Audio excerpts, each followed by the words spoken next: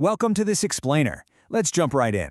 Imagine for a second the absolute ultimate logistical nightmare. You have to build a massive organization completely from scratch. You've got competing factions, zero funding, no clear blueprint whatsoever. And oh yeah, if you fail, you're committing high treason against a global superpower. No pressure, right? Well, that is precisely the challenge the American colonies faced in the 1770s. Today, we're unpacking the fascinating, high-stakes transition of colonial America.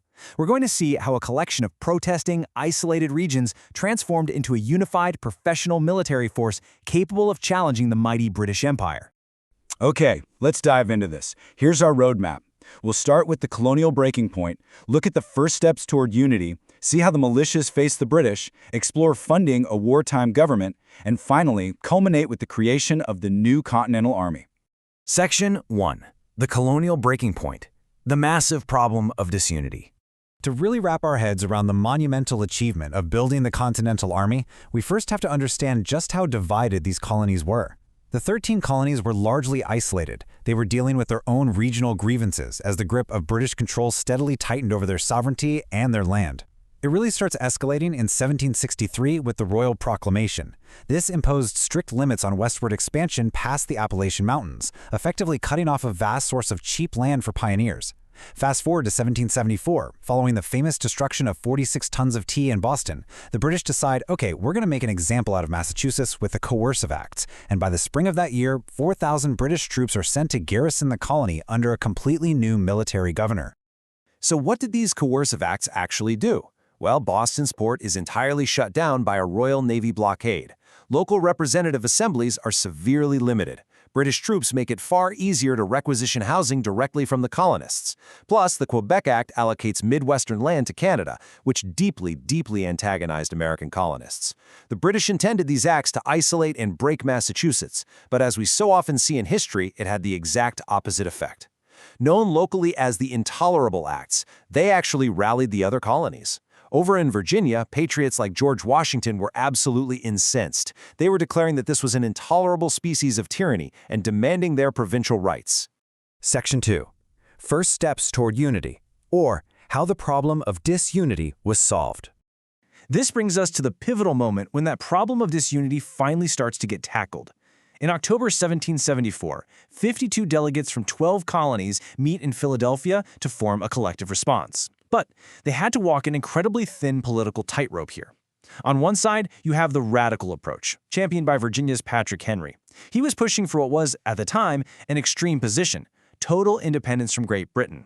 On the other side, you have the moderate approach from men like Pennsylvania's John Dickinson, who actively sought continued loyalty and reconciliation with the king. So what's their move? They forge a congressional compromise. They agree to boycott all British goods until the Intolerable Acts are repealed, and they send a petition directly to King George III detailing their grievances while expressing a desire for peace. Now, spoiler alert, this petition never receives a formal response. But the absolutely crucial takeaway here is that the Congress proved these highly disparate colonies could actually sit down together, debate, and unite for a common interest. They successfully formed collective plan of action. Section 3. Militias face the British. The problem of asymmetric warfare. While the politicians were debating in Philadelphia, military tensions on the ground were rapidly escalating. General Thomas Gage was growing highly concerned about strategic gunpowder reserves being held by part-time colonial fighters. To understand this asymmetric warfare, we have to look at the famous Minutemen.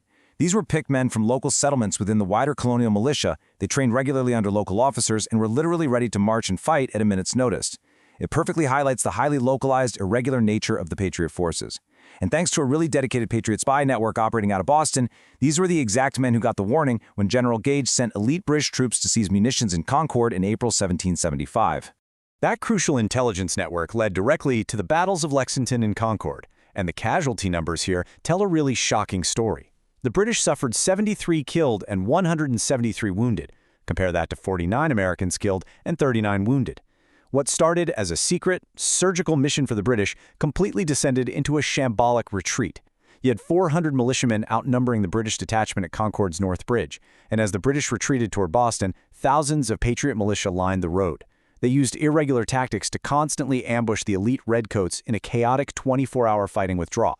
And this brilliantly illustrates the massive paradigm shift that had just occurred. Listen to this quote from British Lord Percy, who actually had to go out and rescue the retreating British force. He wrote, Whoever dares to look upon them as an irregular mob will find himself much mistaken. They have men amongst them who know very well what they are about. The British suddenly, terrifyingly realized that the colonial forces were no longer just angry protesters, they were a highly lethal military threat. The shockwaves of this realization were absolutely seismic. Section 4. Funding a wartime government. Tackling logistics and leadership. In the immediate aftermath of Lexington and Concord, 15,000 militiamen completely encircled Boston. Suddenly, Congress has to abruptly pivot from organizing protests to actively running a war. This is the ultimate startup management challenge. Bringing in new faces like inventor Benjamin Franklin and young lawyer Thomas Jefferson, Congress has to build a government machinery out of thin air. Step 1. They appoint a committee to secure desperately needed military supplies. Step 2. They vote to raise loans to pay for those supplies and issue bills of credit, literally creating an economy from scratch to fund the fight. Step 3. They pass resolutions to reach out to potential allies, looking toward Canada, the Caribbean, and Native American tribes. They are systematically organizing colonial resources on a massive, continental scale. Section 5. The New Continental Army. A true masterstroke of leadership. Securing supplies is one thing, but Congress's absolutely most urgent priority was taking that massive, unorganized, irregular militia besieging Boston and transforming it into a unified professional force. Which brings up the multi-million-dollar question: who on earth is going to lead this new Continental Army? Think about the political danger here for a second. You have half-trained contingents from incredibly disparate colonies who barely even trust each other. Choosing the wrong commander for a fragmented force could mean the instant collapse of the entire revolution before it even truly begins. This is where John Adams makes a strategic masterstroke by nominating George Washington, and it was based on 3 undeniable attributes. First, Washington actually had the necessary military experience as a veteran of the French and Indian War, but his political value was arguably even more important. Adams knew that having a Virginian command troops from New England would physically and symbolically bind the northern and southern colonies together. And, it certainly didn't hurt his visual presence that Washington was 6'2" and actually attended Congress wearing his Fairfax militia officer's uniform. It was a not-so-subtle reminder of his credentials and his readiness. Congress unanimously appointed him. Washington accepted, agreeing to serve without pay, taking only expenses. But he deeply felt the immense, terrifying burden of the task ahead of him. He wrote, "Unhappy it is that the once happy and peaceful plains of America are either to be drenched with blood or inhabited by a race of slaves. Sad alternatives. But can a virtuous man hesitate in his choice?" He fully knew the monumental scale of trying to form a professional army from scratch to fight the world's most successful military power. The organizational leap from isolated protesting colonies to a unified Continental Congress commanding a professional army is without a doubt one of the most remarkable strategic pivots in history. Which leaves us with this final thought for you to ponder. Faced with those incredibly sad alternatives, would you have hesitated to take on the world's greatest military power with an unfunded, half-trained startup army? Thank you so much for joining me for this explainer, and keep questioning the history that shaped our world.